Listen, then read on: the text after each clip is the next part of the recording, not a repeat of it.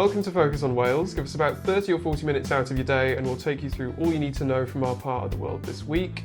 My name's Kyle, I'm a student journalist at Cardiff University as well as a contributor to Nation Cymru as well as the Will Hayward Newsletter. And I'm Adam, a student in History and Politics at Oxford University and a member of Plaid Cymru. Well, how's your week been? It's been summery, it's been nice. It's been very summery, yeah. Have you actually been out in the sun at all? Yeah, a little bit. Yeah, wandering around, doing a little bit of campaigning. Very nice. Not too much.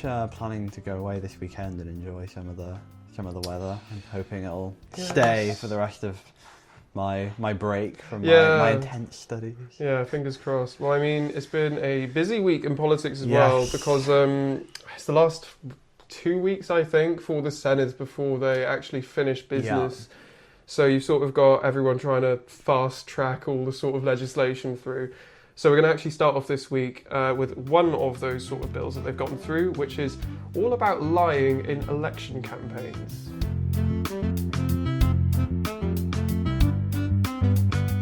I don't think it's unfair to say that many people consider politicians kind of as liars. In fact, 43% of people would say that they have low trust in Welsh politicians, and even more say the same about Westminster's politicians. So how do politicians really tackle this decline in trust? Well, one answer this week has come from the Senedd in a new law to outlaw deliberate deception during elections. But how exactly would that work? Well, here's a few brief bullet points that are worth knowing. So it comes within the very creatively named Nation Cymru Member Accountability and Elections Bill. Honestly, it's so it's so amazingly named. Yeah. I'd like it if they sort of just were a bit more creative with the names of the laws. It would spice it up a little.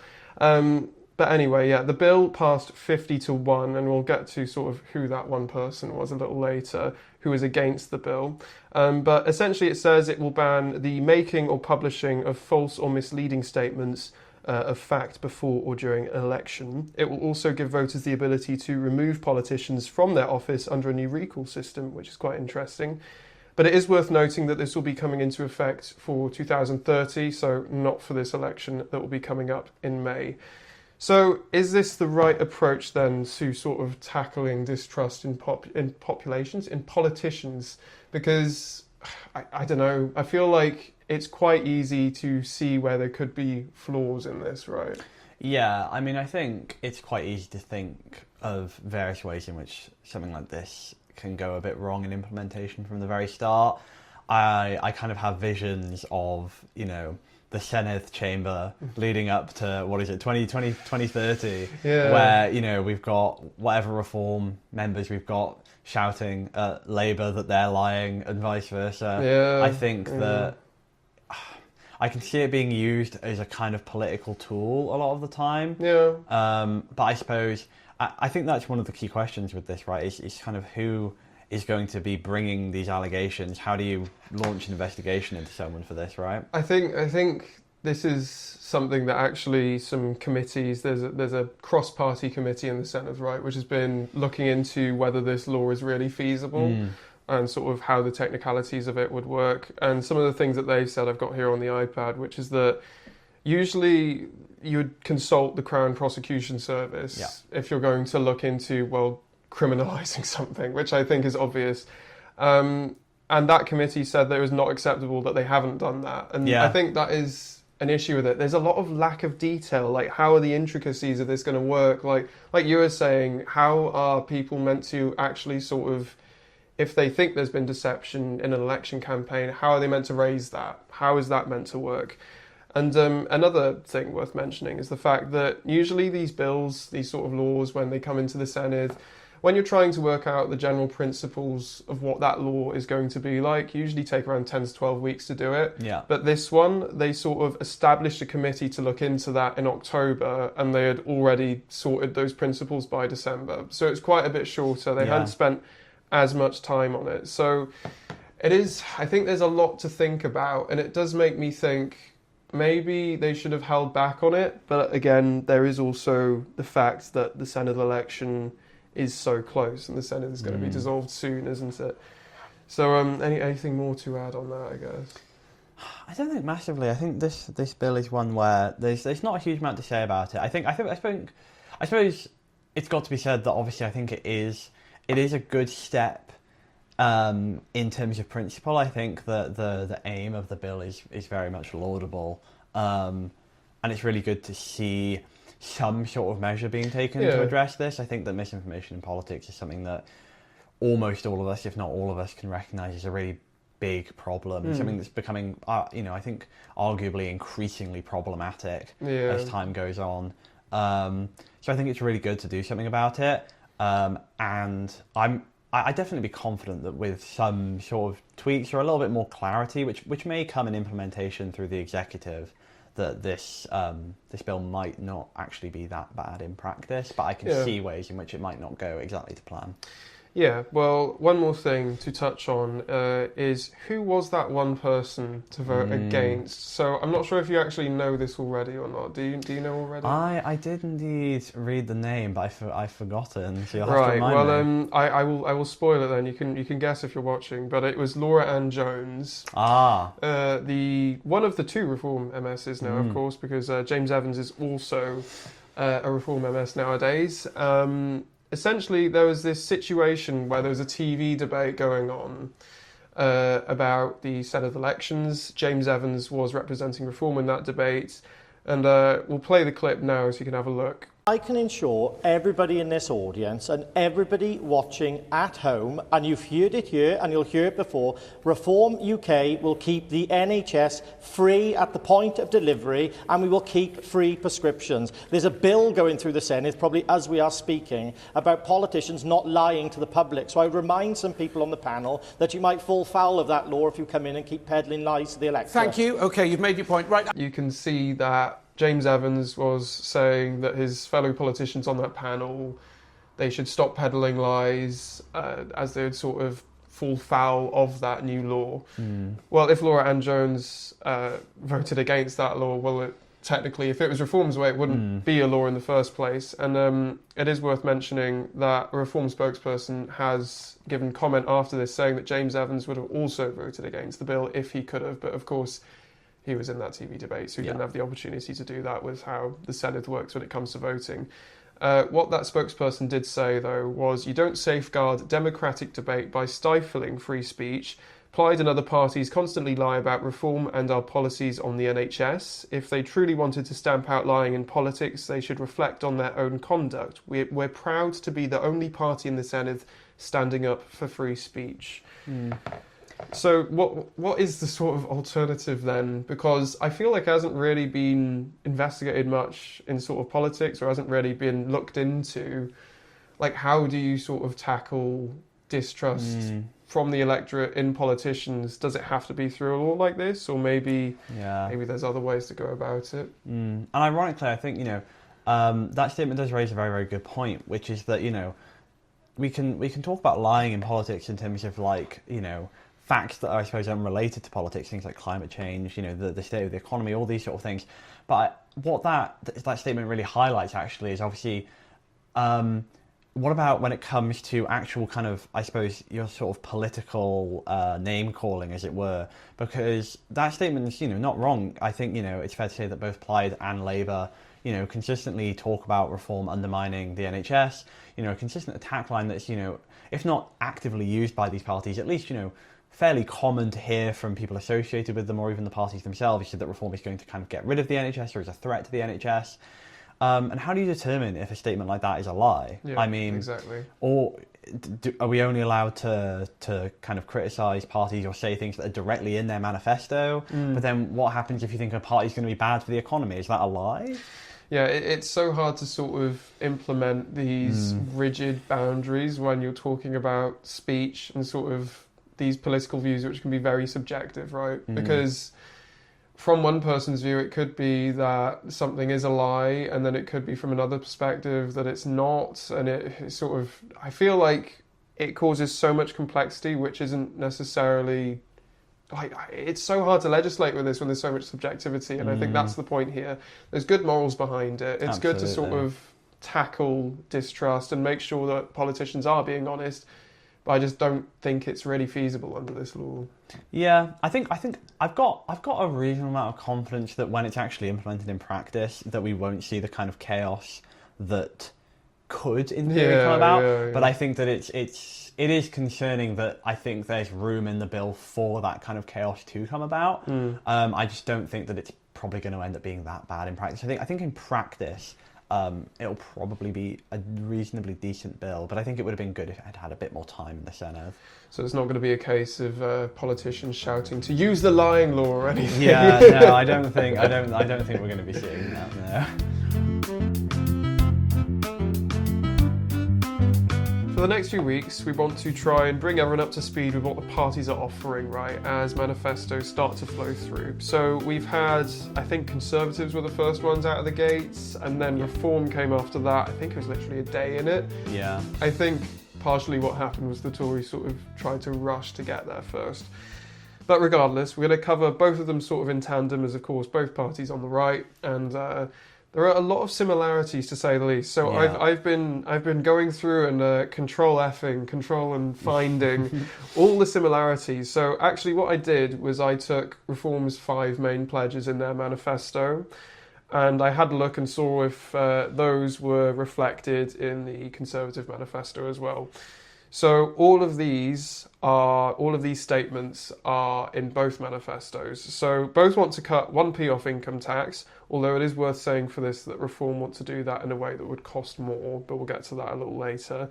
They both want to scrap the 20 mile per hour speed limit. They both want to scrap the Nation Cymru. They both want to scrap international spending. A lot of scrapping going on. They both want to build the M4 relief road as well as upgrade the A55, and they both want to end the sustainable farming scheme.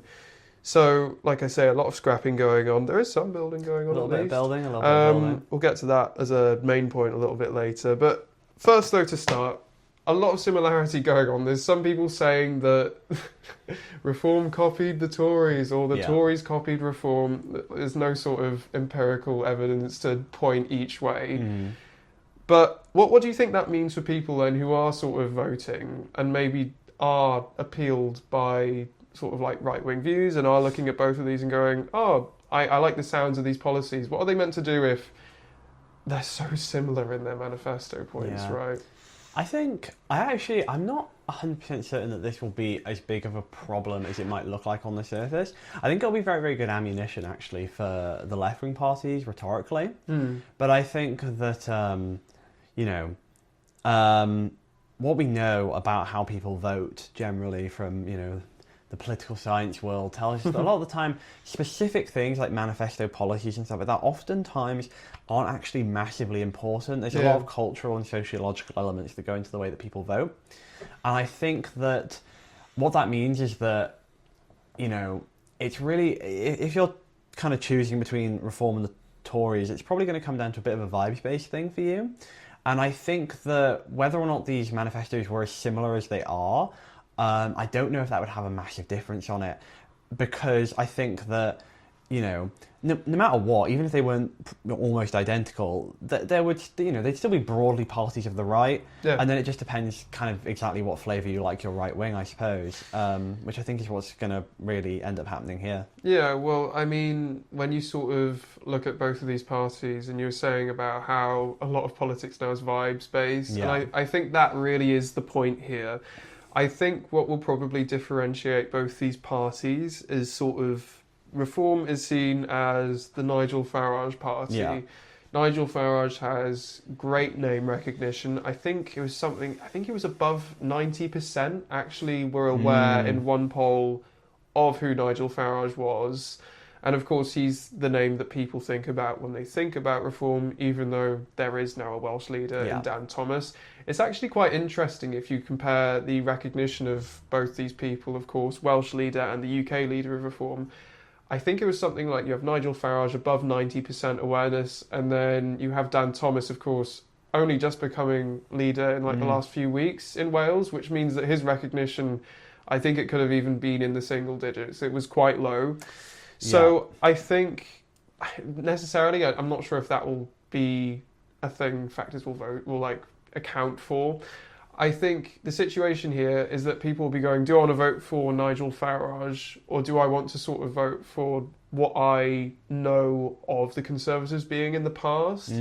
Because again, we have Darren Millar, who's leader of the Welsh Conservatives. He's not exactly the most well-known either. No. And then you've got Kemi Badenoch in Westminster, who is a little bit more well-known, but she's also quite new on the block, I guess, when it comes to political leaders. Yeah.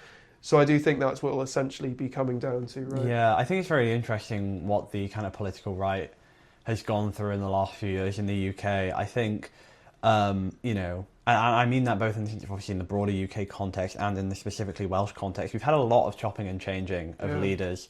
You know, we've had obviously the debacle with the Tories last few years in power, and then obviously a new Tory leader now, and then a resurgent party on the right, which is kind of necessarily going to have a lot of new people in it. I think it makes people sort of struggle to keep up. Yeah, I mean, at this point, I think it's probably fair to say that the most, you know, the biggest long-term figure in the right in British politics at this point is probably Nigel Farage. The only other major figures are people who are already quite new to the scene, I would say.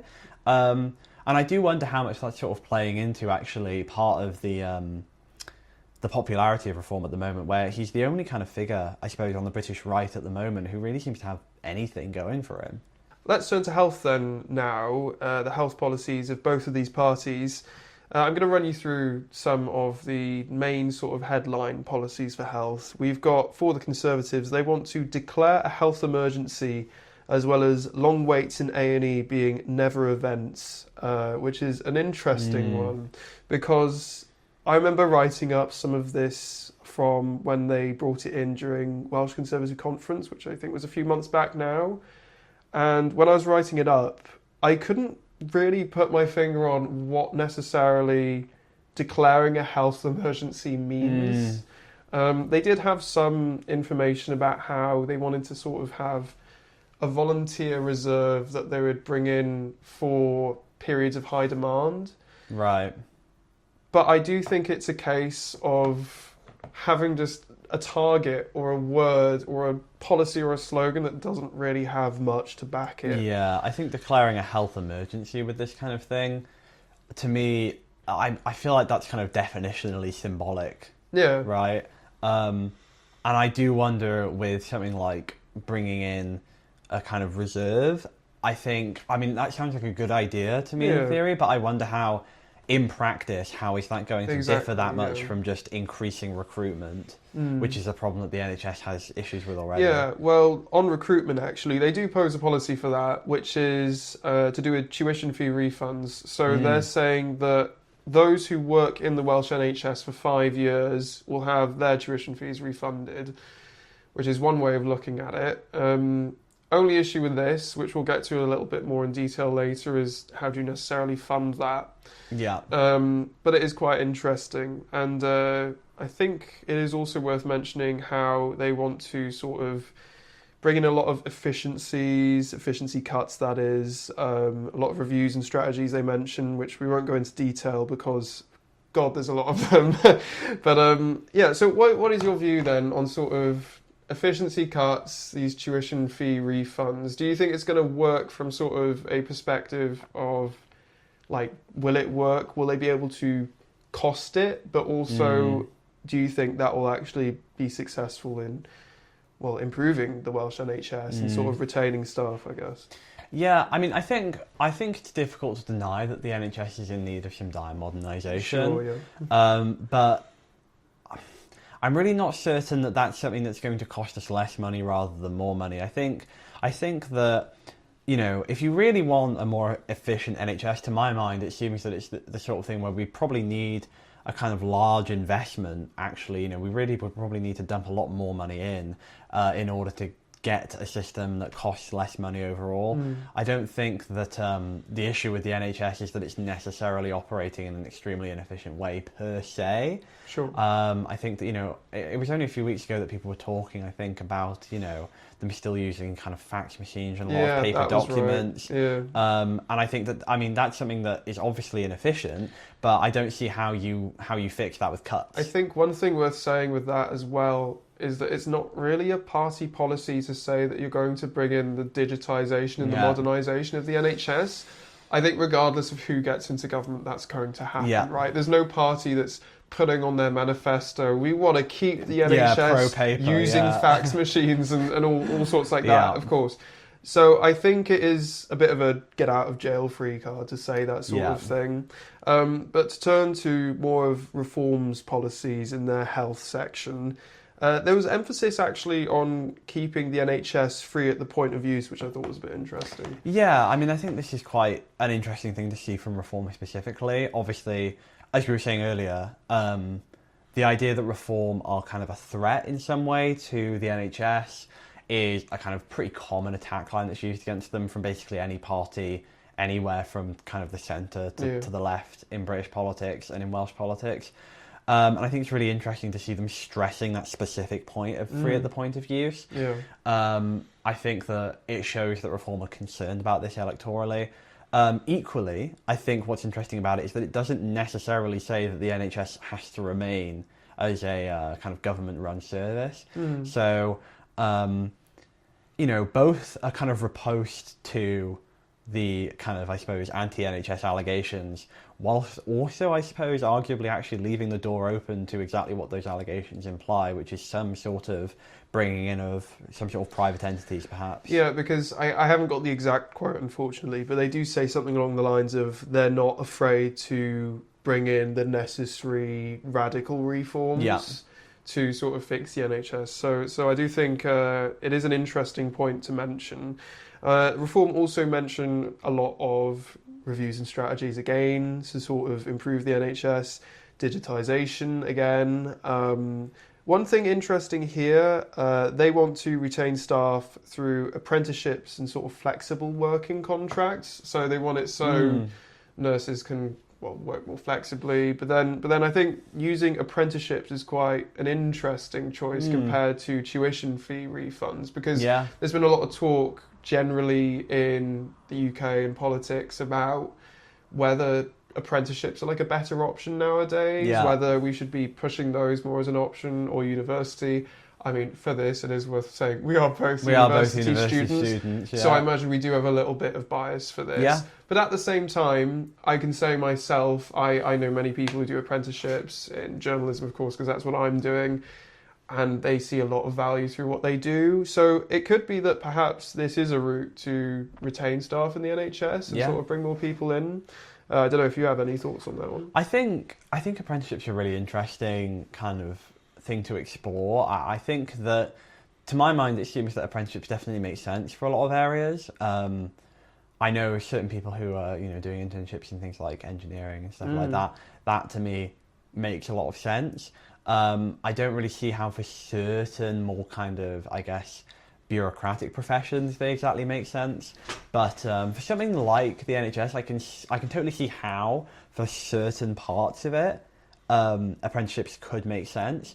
I just wonder if, I think it's one of those things where it's probably one of those sort of policies where I think you wouldn't really know how well it would work until someone actually tries it. Yeah, I mean, who knows? That could be one argument for that policy, because I think a lot of what at least the public are feeling when it comes to the NHS more widely, regardless of the party, is that there's a lot of inaction. Yeah. So I think it would be nice, regardless of the party, to sort of see some approach to this. And I mean, I think the public are widely open to any ideas. So it is interesting to think about, and it'll be interesting to see if Reform do get in as a party in control, if they do sort of go forward and implement that policy that's on their manifesto. But I think the main takeaway when it comes to health, just to wrap this little section up, is that both want to sort of clear or cut the NHS waiting lists, but don't necessarily detail how. So I think manifestos often have this problem where parties will sort of put in targets as if they're plans, whereas like manifestos should be about the steps to something. If you're saying, I want to cut the NHS waiting list, again, it's like what I was saying with modernising the NHS. Any party is going to want to do that, right? Yeah, and I think this is the issue with these sort of there is a term for this in politics that I learnt last year and it escapes me now. They're issues that nobody really doesn't agree with, right? And cutting NHS waiting lists is exactly one of those things. Another one of them is, like, for example, improving the economy. Basically, nobody doesn't think that's a good idea.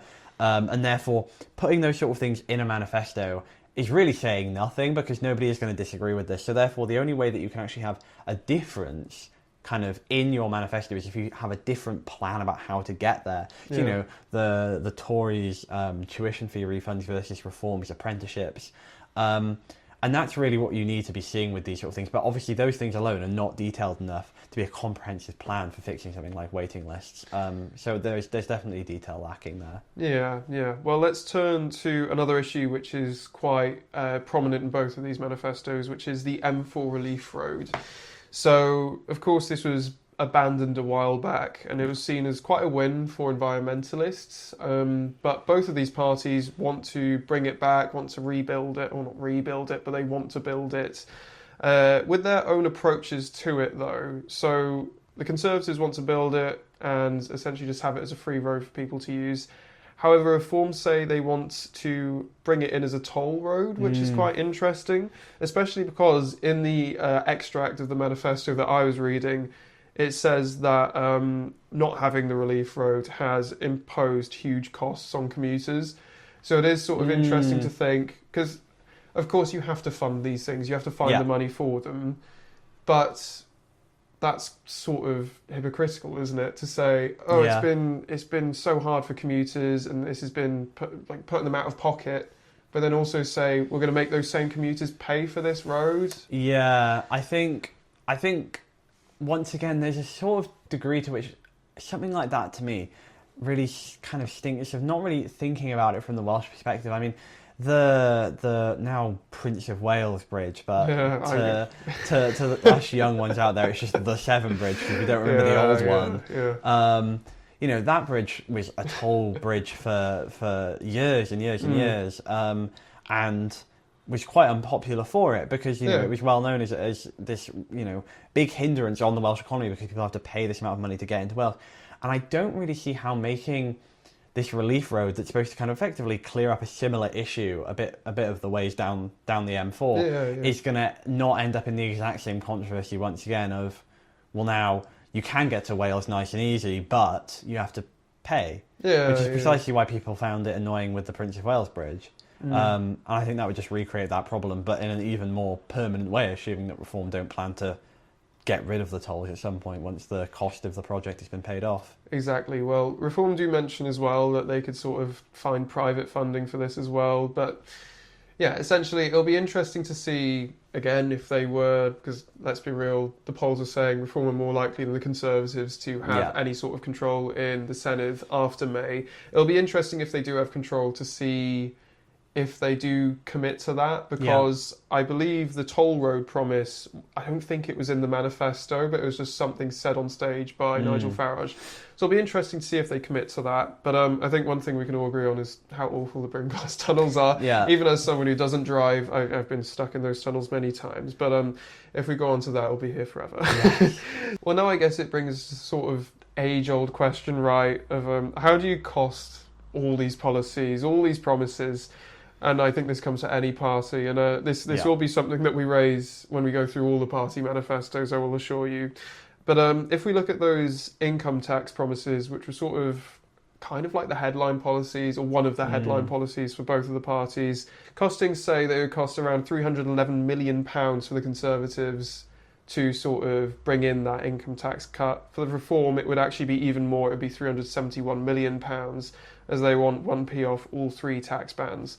But the IFS says on this that essentially the Tories have a lot more on spending, but not on cuts. So essentially they're citing a lot of efficiency savings. And I feel like every party does this. Like, is it really that feasible of a strategy to back your policies? And I'll say as well, this is a kind of very classic sort of right-wing thing in particular. Obviously, low tax, low spend is your kind of classic right-wing thing, I suppose. But here, obviously, we've got this kind of fairly high spend, low tax, and there's just this kind of idea that somehow there's this kind of efficiency that, it kind of creates this idea that we're kind of wasting hundreds of millions on random stuff. Like there's an infinite pot of useless things that government is doing, which is just not the case. So, it definitely is not the magic money pot that is put forward by parties sometimes. So I think it would be welcomed by many voters of all kinds of colours and sides to sort of see plans that go into more detail about where they would move the money around. But to take some quotes from the IFS, their analysis they did on both of these manifestos, they said that Reform were not fully faced up to the fiscal realities. In fact, one point that they highlighted was, of course, Reform want to cut the international aid budget, and that amounts to £1 million a year. That would be less than 0.004% of the Welsh Government's budget. Cuts to civil servant numbers, which they're also putting forward, and real terms pay would save a more significant sum, but only a small proportion, they say, of the cost of proposed tax cuts. When it comes to both of these parties, they're not really putting much forward when it comes to ways to actually sort this out. Admittedly, to Reform's credit, they have said that their Welsh leader has said that they will get the manifesto costed. We are still yet to actually hear about that. But I'm sure it will be coming out shortly. So Dan Thomas, the Welsh leader, said, we do have a costed manifesto. We will not be publishing it because other parties will steal our ideas and steal our policies. And then he U-turned on that a few days later and said that I think he said that it will be getting costed by the IFS. Yeah. So it essentially does come down to this thing. I don't even think it's necessarily an issue of these parties, is it? I think political parties need to talk more about how they're going to find the money for things, right? Yeah, I think this is, it is an issue that's fairly common to a lot of parties, right? And in a way you could see it as kind of the fundamental issue that every party faces when it comes out of opposition and into government, right? Is that they're suddenly hit with the reality of the fact that, unfortunately, in politics, things aren't as easy as we wish they could be. No. I think one thing that I've always been quite keen, I think, to stress to people is the fact that, I do think it's fair to say that whilst there's certainly some people out there who want to do particularly nasty things, generally, most people on most issues are trying to do something they think will actually work. Sure, yeah. I don't think it's often that you get a politician whose sole aim is to come into government and just destroy it for no reason, right? Nobody's trying to make governments that don't work or completely fail. And yet, what government has there ever been in any part of the world that hasn't managed to completely mess something up one way or another? Yeah, well, I think, as you were saying then, if you're a party in opposition, it's very much easier to just kind of make up promises that you might not necessarily think will come true, especially if you think you're not going to be elected. For example, we saw one policy I can think of from Labour actually was that they were talking about, I think it was cutting bus fares. And of course, through a deal by both the Lib Dems and Labour, there was cheaper bus fares for young people. But now Labour have said that they're going to pledge for cheaper bus fares for adults as well. And part of that, one aspect of that is, why didn't you do it while you're in government? Yeah, of course. The other aspect is, why are you promising it now? Is that another case of, when we're in government, we don't want to promise it because we have to actually manage the money. Yeah. And now the polls are suggesting you're going to not be in government. Can we sort of maybe go over the edge and perhaps go into some slightly fictional promises, Yeah, I think, it's very interesting to compare Labour and Plaid on that issue, because a lot of Plaid's kind of things that they pushed Labour for during the cooperation agreement, and even now where they kind of propose things that are going to cost a fair bit. And I think that, Labour are going to broadly agree with in principle. The common line that we hear from Labour against Plaid is that how are Plaid going to fund these things, right? Yeah. But I think it's very interesting to see Labour themselves actually now proposing the sort of things that it wouldn't be unimaginable to kind of hear coming out of Plaid's mouth only a few months ago, and now they're coming out of Labour's. I imagine, a few months ago, if Plaid had proposed something like that, lowering the bus fares just so universally like this, the Labour response would, of course, have been that this was just simply unaffordable. It's like the stereotype of opposition politics, I feel, isn't it? Yeah.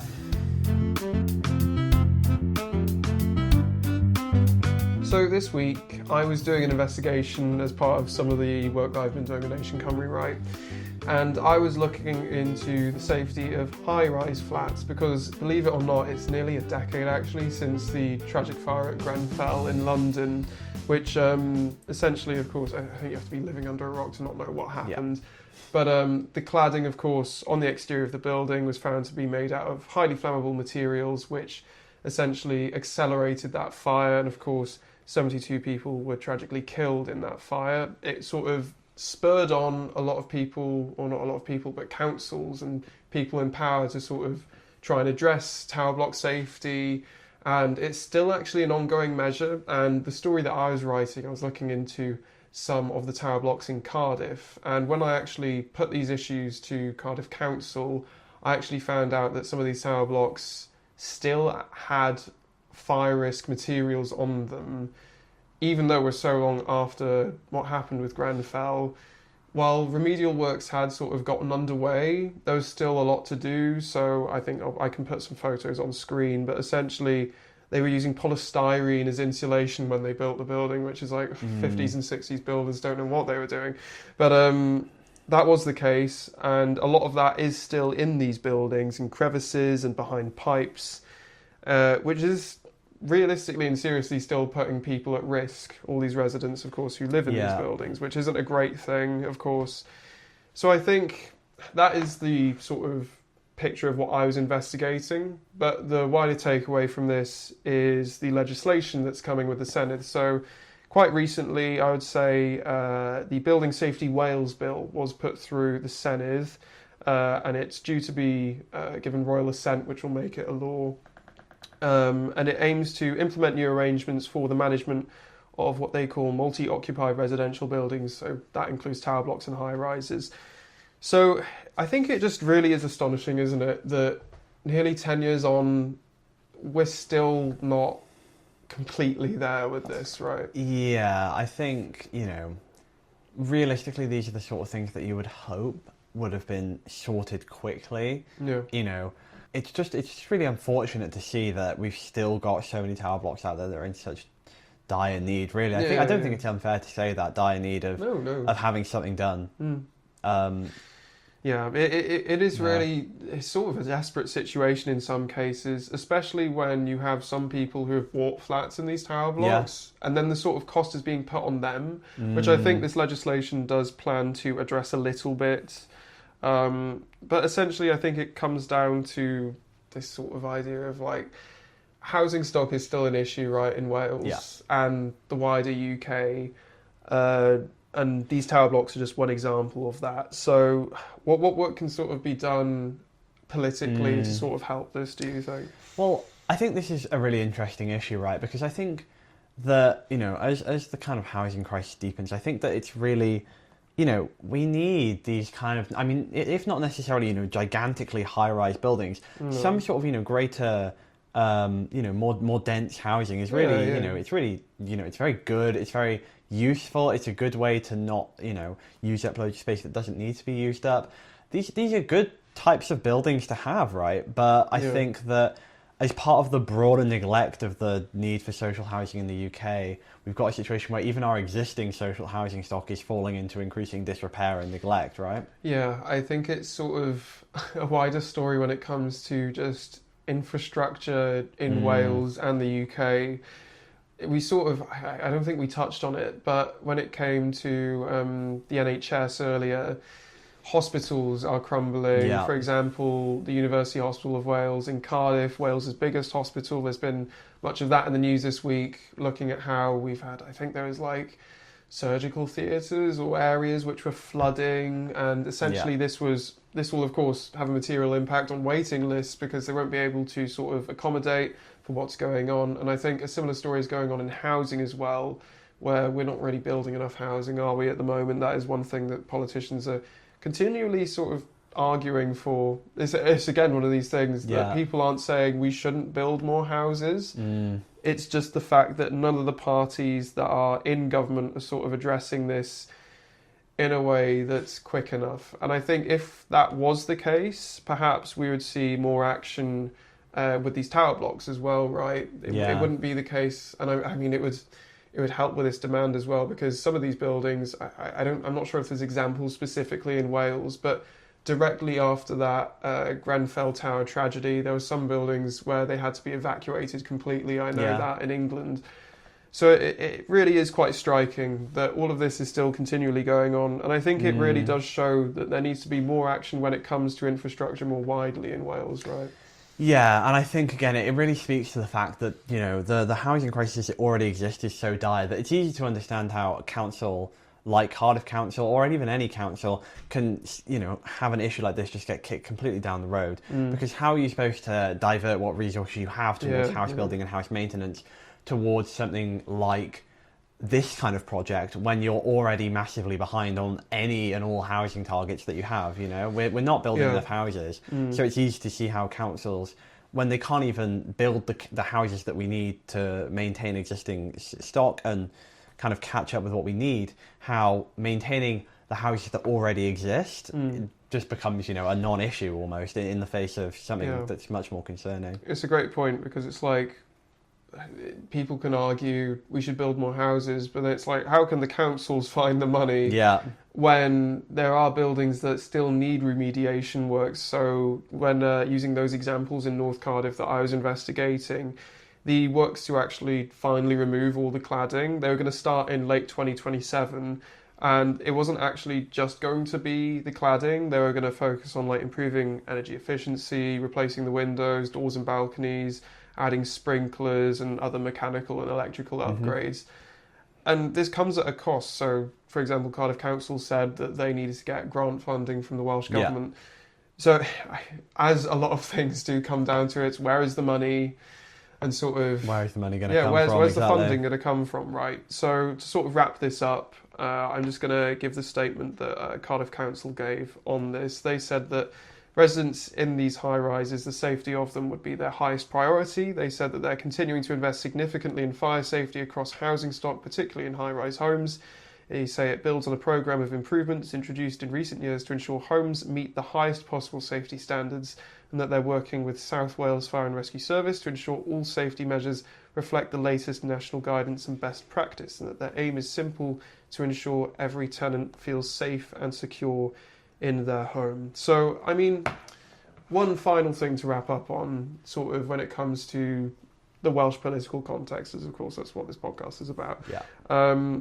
That building safety bill that's come through, it's taken quite a long time, because it came through earlier this month, but the Welsh government were saying it's because they wanted to be sort of more detailed, more meticulous with that. Is that a good thing? And also, it's that balance, isn't it? Is it a good thing to sort of take your time on this legislation? Is it perhaps too much time? Or is it better to sort of be pacey to make sure that you address the issues, but then maybe they're not addressed to the comprehensive extent that they should be? Yeah, I mean, it's the age-old question, isn't it? Everything's a trade-off in politics. I will say that I do think that if all of the things that this bill is proposing actually happen, then that's a really, really good thing. I think that a comprehensive look at the buildings in the state that they already are, and a proper improvement is great. But much like the kind of situation with specifically Cardiff Council alludes to, you know, once this bill is introduced, how are councils actually going to put this into practice? Because even if the initiative is there, which it may not be, even if the initiative is there, the money may well not be. And that's where, you know, you really run into problems there, because you can say a lot about what needs to be done, but as ever, again, in politics, the actual doing of it is always the hardest part. I think the one takeaway here is that whoever is in government next after May, they'll certainly have a situation to find the money for all these things. Yeah.